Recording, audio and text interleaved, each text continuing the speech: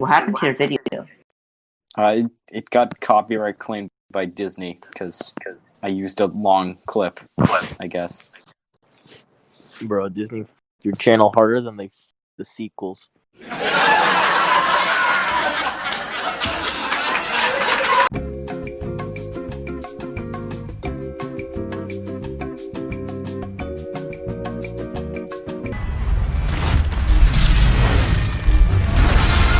Holy f***ing hell, I love this show. I love Star Wars. It's scenes like this, and let's be honest, the entire fucking season, except for that Martez sisters arc, that one made me mad. That make me forgive the sins of the sequel trilogy. Almost. Vice Admiral Holdo, I am relieving you of your command for the survival of this ship, its crew, and the Resistance. Just tell him the plan so he doesn't... You'd fix everything. Just tell him the plan. It's no secret that the sequels weren't very well received. Oh no, the idiot lady's dead. No, what are we gonna do? We're gonna talk about this stupid-ass plot hole. If this is possible, then why didn't you just ram an X-Wing into the Death Star? There's one person I blame for this failure, and that's... I'm gonna be completely honest, J.J. Abrams did a great job of fixing the plot holes, and... that this motherforker made. And that does not make this a good movie. It's good, don't get me wrong, but nowhere close to the level of... This is Star Wars, you son of a bench! And that got me thinking, wow, I really like characters with multiple lightsabers. This is Star Wars! But it also got me thinking about the fact that everyone seems to think Rey is the first lead female Jedi, and that she's such a strong character. Okay, spoiler alert for the end of this episode. She's not. I'm going to talk about the right way to make a strong female character. No, you know what? No, the right way to make any strong character. Just because she's a girl doesn't mean I can't insult her shirty character arc. And to prove I'm not being sexist, I'm going to explain why Ahsoka Tano is one of the single greatest Star Wars characters of all time. So, yeah, here's why.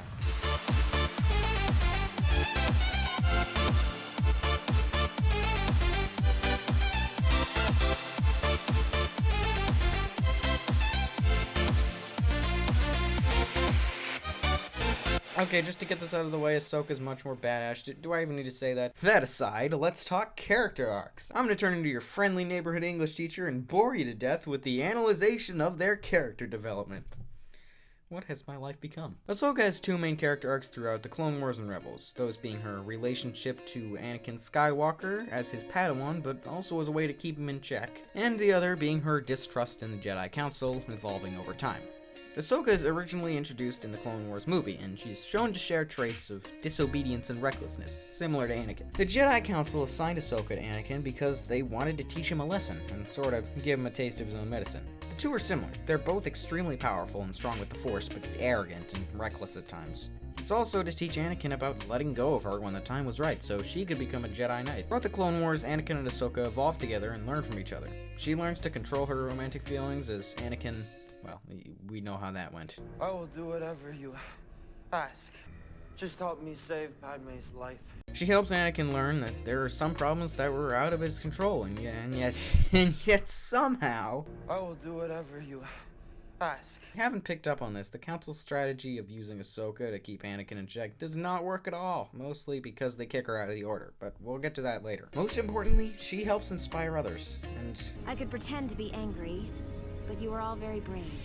I've learned from my master that sometimes doing the right thing means bending the rules. Yeah, she passes on Anakin's recklessness to a bunch of younglings who already taught themselves that lesson after rescuing her from Hondo. Let me just say, this guy has to be one of my favorite Star Wars characters. I mean, he's so obsessed with money, and he just remains so incredibly neutral during every part of the war. Seriously, he switches sides faster than Jay Schlatt switches personalities. God damn it, I'm Schlatt tanning again. Just as Anakin said.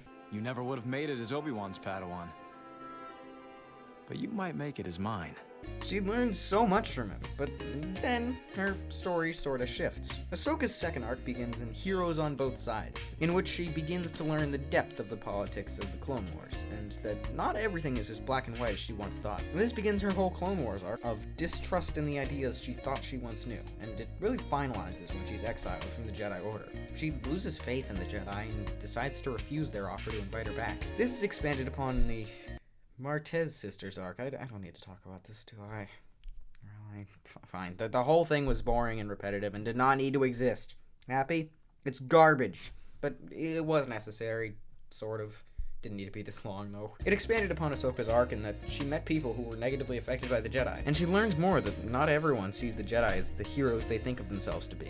This whole arc is Ahsoka discovering the flaws in her own organization. The Jedi Order was her life, and yet she walked away from them when she saw their flaws and corruption. If that isn't a strong female character, I don't know what the hell is. And then, we achieve perfection. The Clone Wars comes to a conclusion after this half-assed excuse of an episode arc, and oh my god, it's perfect. It's just... everything is so... Darth Maul! I could actually explain myself here and rant for hours about these episodes, but the important thing is her relationship to Darth Maul. First, he didn't know anything about her, and she was told only to hunt him down, but eventually Maul understands that she left the Order, seeing the corruption of the Jedi. Maul has a vision. He knows what's about to happen with Order 66 and the Empire, and Ahsoka understands. She says she will join him, but asks one question. What do you want with Anakin Skywalker? He is the key to everything, as my master's new apprentice. Her two arcs are intertwined in this moment of chaos. She believes in Anakin, but he's slowly turning to the dark side as they speak. She doesn't warn the Council of what Maul said because she truly believes in him. She's wrong, and realizes when it's too late. Eventually, she goes on to help the rebels, and when she comes across Darth Vader, she's still holding on, and thinks she can save him. But we all know that will only be done by his son. For some reason, she ditches the rebels to go look for Ezra with Sabine, probably because she had some sort of vision of Luke, and I don't know, that's the last we've seen of her. She has completed both of her character arcs, mostly, knowing that one day that Anakin will be saved, and, you know, the Jedi Order being massacred and whatnot. And let's look at Rey.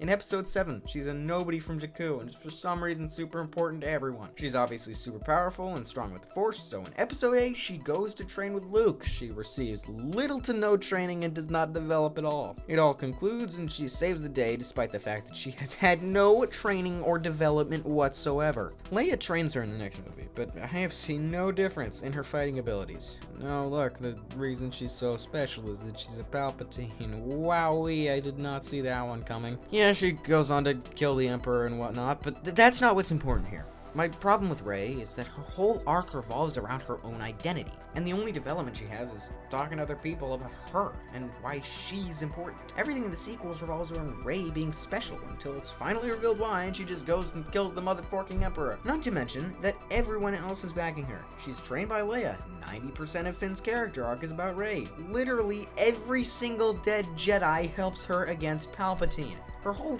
thing is that she's super powerful and special because of Grandpa Sidious. None of her characters are earned by her, but rather by other people fueling her. Yes, she is a strong female character, but she didn't earn any of that power. She did not develop in any meaningful way. Ahsoka, on the other hand, is the complete opposite. She's the underdog, a Padawan that nobody takes seriously. Tarkin. She's reckless and arrogant, just like her master, and her whole thing is going against the Order, exposing their flaws to herself. The only person consistently on her side is Anakin. The Council didn't trust either of them, so they paired them up to balance each other out and teach each other lessons. They have each other's backs, and when Anakin turns to the dark side, she still refuses to lose hope, knowing that he stood by her side when nobody else did. I'd even go as far as to say that if Ahsoka was with Anakin on Mustafar, she could have brought him back, because they relate to one another. They have a meaningful relationship, and they've been through so much together. And Rey is the Jedi equivalent of snowplow parenting. Every relationship she has with another being is all about her. She doesn't choose her own destiny like Ahsoka did. She's just an asset for the Resistance. With all of that said, what does this mean in the grand scheme of things, and what does it mean for Star Wars? Well, it's essentially proof that the sequels in Star Wars are not bad because we're not ready for a strong female character. It's because the female characters and male characters we do have are so terrible. Holdo's arc makes no sense. Phasma's is too short and meaningless. Rose's arc is a complete mess, and for some reason, Rian Johnson thinks that we're mad because they're strong females. Have you seen the originals? Somebody has to save our skins. Have you seen the prequels?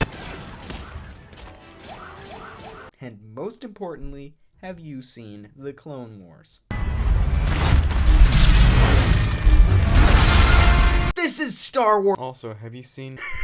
Ahsoka Tano was the first lead female Jedi, and no, I don't count Leia because she wasn't a Jedi until the sequels. This universe is filled with strong females, like Padme, who, when the Republic won't help her take back Naboo, pulls a Thanos and does it herself, leading her own little army to gunray. Like Leia, who grabs the blaster from her rescuer while simultaneously insulting them. And yeah, you know what, maybe Leia isn't the best example. She is sort of the damsel in distress for half the originals, and they used this image of her for the cover art in Return of the Jedi. But hey, that doesn't happen to Ahsoka. Don't you dare. Oh, fuck, it does, doesn't it? Rey is one of the worst Star Wars characters, yet somehow everyone seems to love her. Now, I get that she's the first lead female Jedi in the Skywalker saga, and that she's more mainstream than Ahsoka, but that doesn't excuse the lazy character development and lazy character. What I think is going to happen is that since the sequels are over, Rey will slowly fade into obscurity and Ahsoka will continue to appear all over this universe. The reason for this is that the Skywalker saga is over, so Rey doesn't need to show up in any more movies. Her crappy arc is over because she's finally found her identity and whatever. Ray who? Raid Shadow Legends, baby, let's go! But Ahsoka's isn't. We still don't know what happened to her and Sabine after Rebels, and we're probably going to find out in The Mandalorian Season 2, which she is confirmed to be in. The core fans love Ahsoka, but most don't like Rey and the rest of the sequel characters. That's why they probably won't show up in media past the movies. But Ahsoka will, because she is a strong, entertaining, and most of all, badass character, gender aside. I'll see you around. Ray. Ray. Ray. Oh, for 5 minutes. Could you not be yourself? For 5 minutes!